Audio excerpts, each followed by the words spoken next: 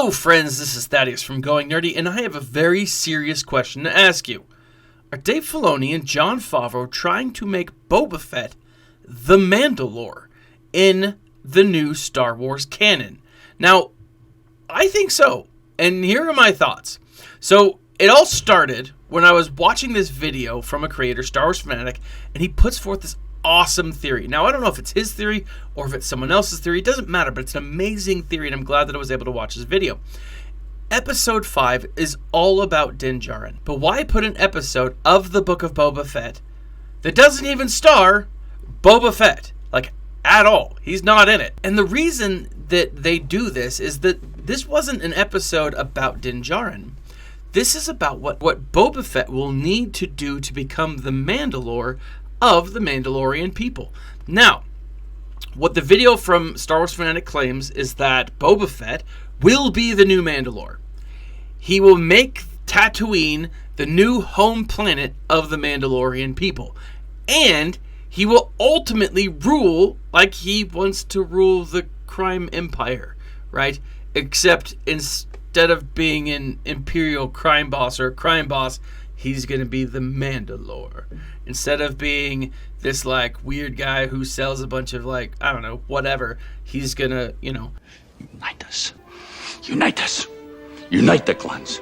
He breaks this down into 3 pieces of lore. Actually, he only focuses on 2. I'm going to add a third that kind of, like, solidifies the theory in my mind. So you guys tell me what you think. But when it comes down to episode 5, there are 3 things that we get from this episode that talk about what Boba Fett can do to, reestablish himself as 1, a Mandalorian, and 2, kind of build himself up to the Mandalore. And the first thing that we learn is the lore, right? These 3 things. So to fully understand the theory, you've got to break down these 3 parts.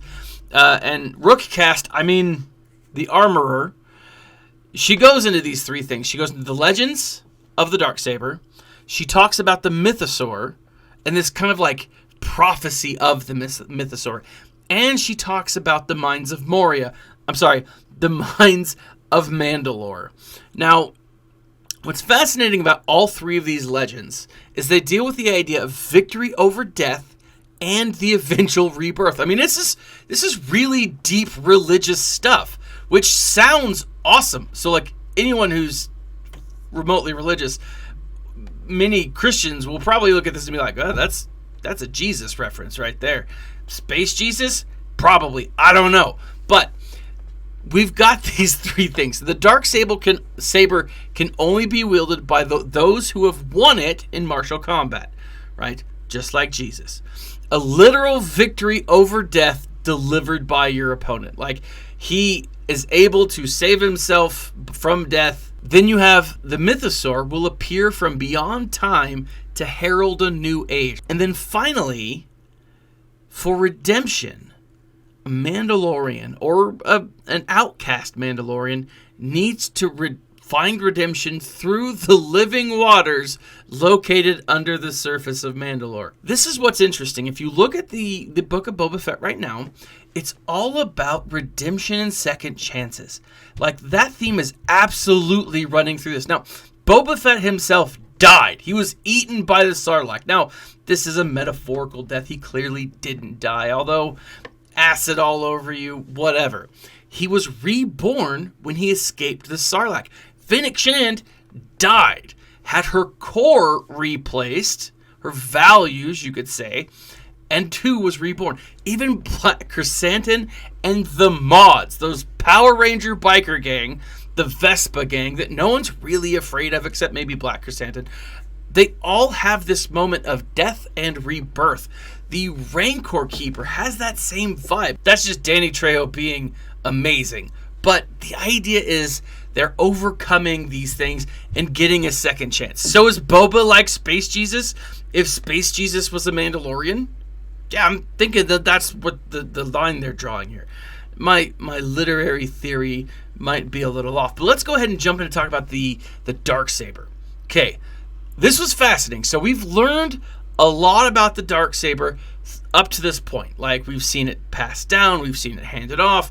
We saw something in Rebels when it was first introduced. We saw some stuff in The Mandalorian. There's been some stuff in different comics. There's a lot of really cool lore when it comes to the Darksaber. The Darksaber is like the Elder Wand from Harry Potter. Now, a lot of people are like, no, that's not true. That didn't happen. The armor, in fact, tells us that the weapon will not work effectively for anyone who doesn't win it through martial combat, right?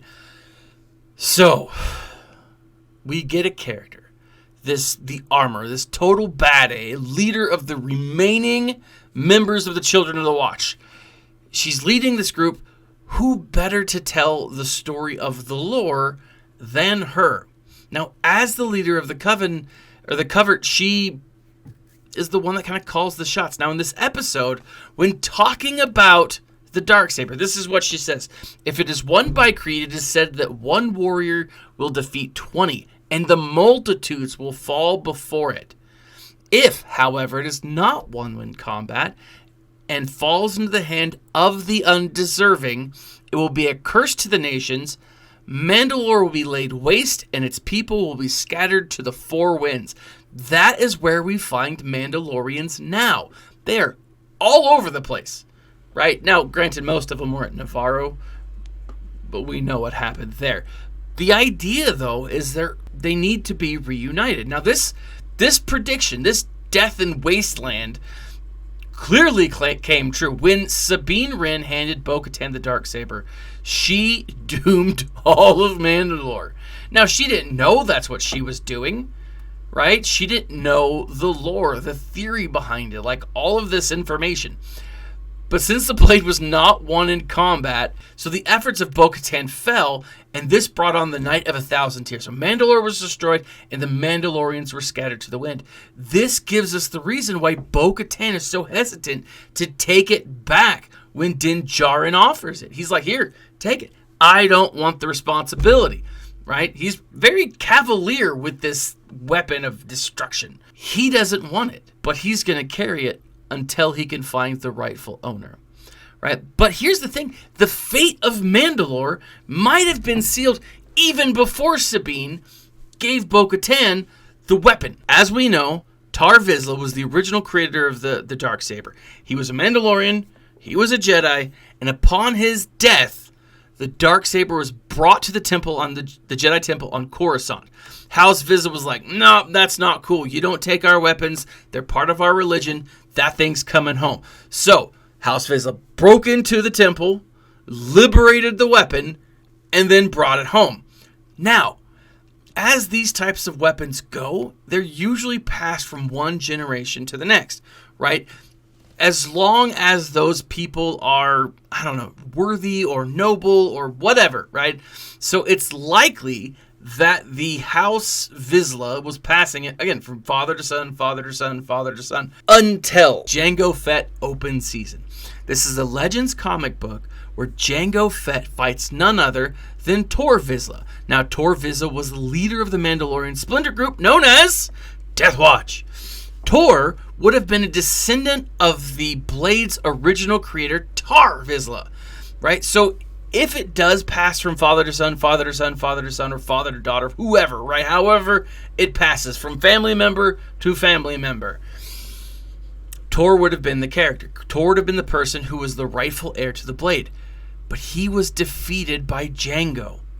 Then the original Fett would have become the Blade's master. Now, he was defeated at a time when the Blade wasn't present, right? So, did the Blade recognize it? I don't know, right? This is part of the lore that gets a little convoluted. But, if the Blade recognizes Jango Fett now as the real master, then wouldn't it also recognize Boba as his descendant, as his heir?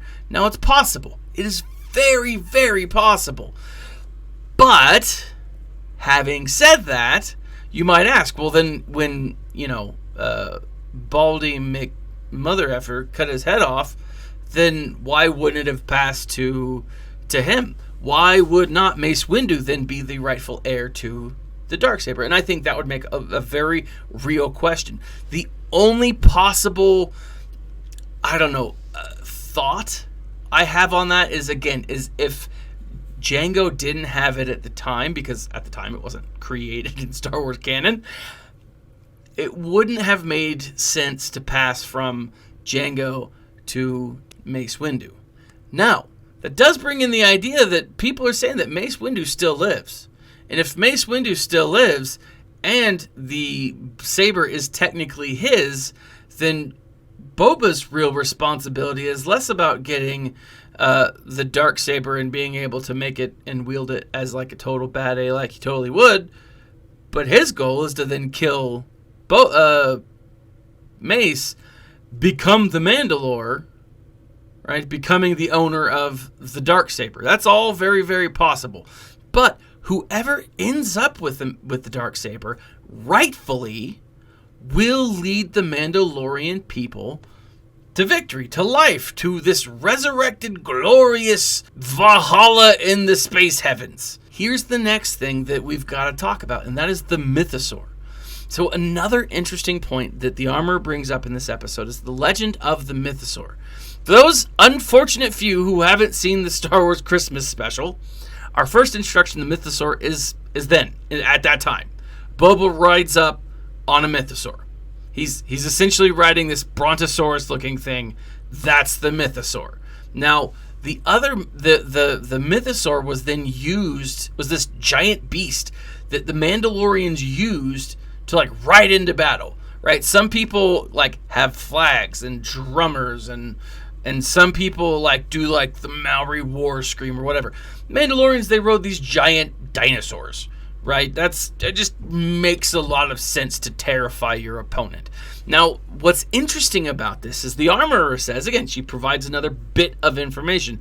The songs of Eon past foretold the Mythosaur rising up to herald a new age of Mandalore.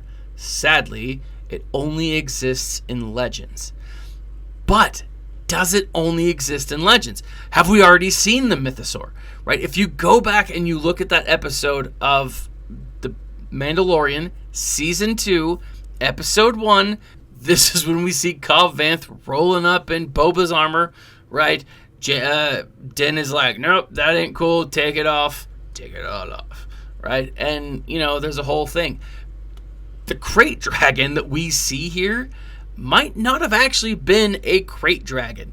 Didn't it look a lot bigger than that crate dragon skeleton that we saw, like, at a different time? I think it did. Now it's altogether possible that crate dragon that we saw in Tatooine that's been there for eons or whatever wasn't actually a crate dragon. Maybe it was a baby crate dragon. We don't necessarily know. But again, here we have this whole concept of maybe that crate dragon that we saw in episode 2 wasn't a crate dragon at all. Maybe that was a Mythosaur because it's huge. Like, it's enormous. And, like, technically, I think Boba wrote it. So when he said to Danny Trejo, I've ridden Beast 10 times its size, maybe he was talking about that. Now, on the flip side, if the Mythosaur is now synonymous with Mandalorians, and we know that because even Queel pointed that out in Season 1 when he's like, hey, look, you're a Mandalorian. You can ride the mighty Mythosaur, but yet you can't ride this weird-looking pug beast. What's wrong with you? Step it up, Mando, right? I mean, that was a pretty spot-on Queel impression. But the idea here is that if the Mandalorian, or Mandalorians in general, are considered or are connected with the idea of a Mythosaur, right, then couldn't a Mandalorian be a synonym? Couldn't it be a metaphor for a Mythosaur? Then if that's the case, couldn't it just as easily be a single person? Someone who the rest of the world rallies around, right? Kind of like the Mandalore being a title, could Mythosaur be a metaphor for the person who rises again to reunite the clans, to reunite the Mandalorians? I think it's very possible. And again, it says rising up to herald the new age of Mandalore. Now,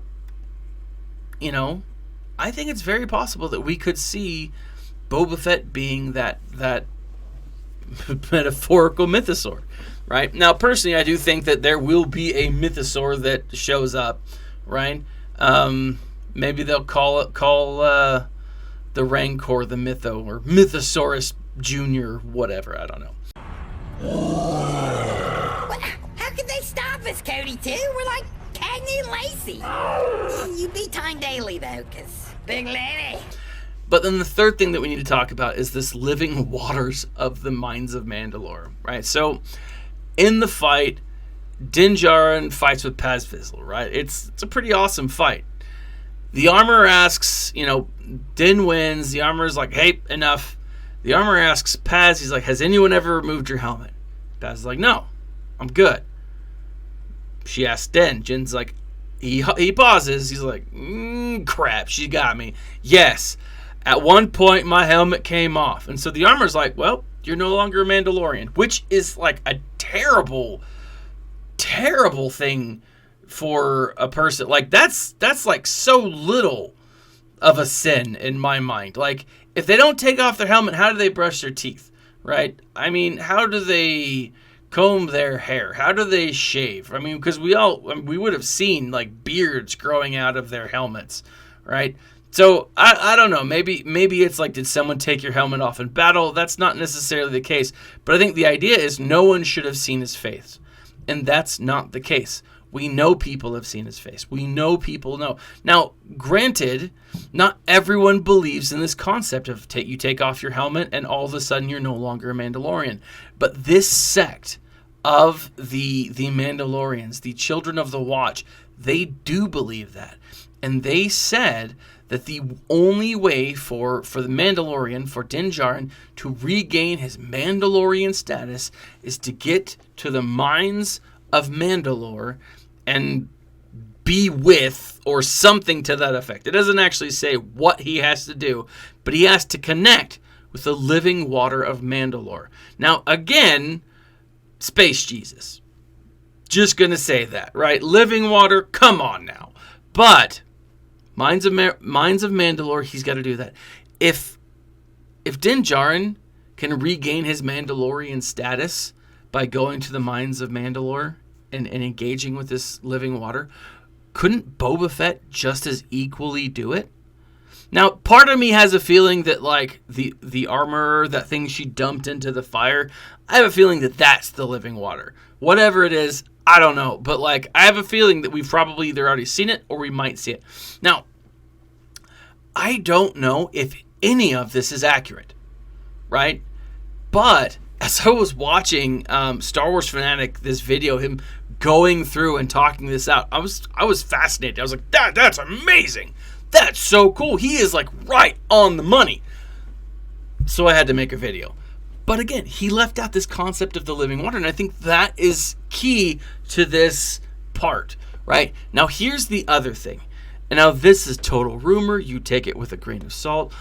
As I've been doing some research and looking into, rumors going around the Book of Boba Fett, the Mandalorian, one thing that I heard was that originally, Jon Favreau wanted to make not the Mandalorian, the Mandalorians.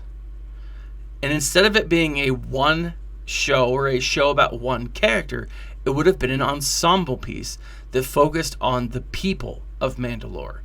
Now, if that's the case, then Episode 5 absolutely fits in to this concept.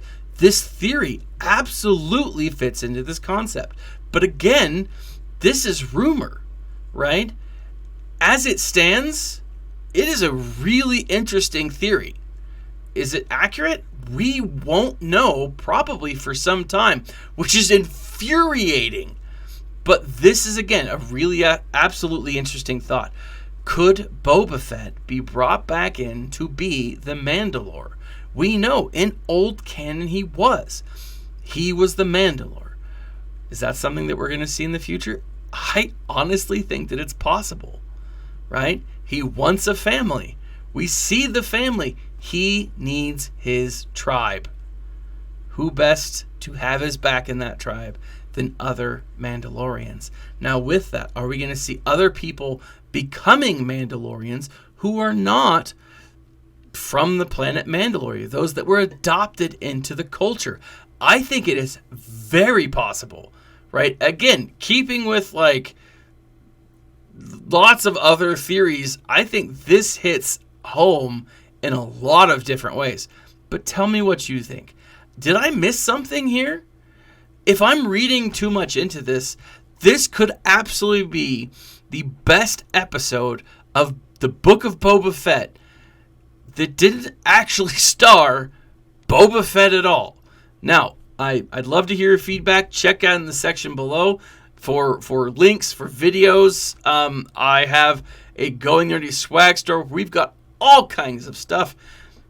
This has been Thaddeus from Going Nerdy. Like, subscribe, and share. And as always, my friends, smile and stay nerdy.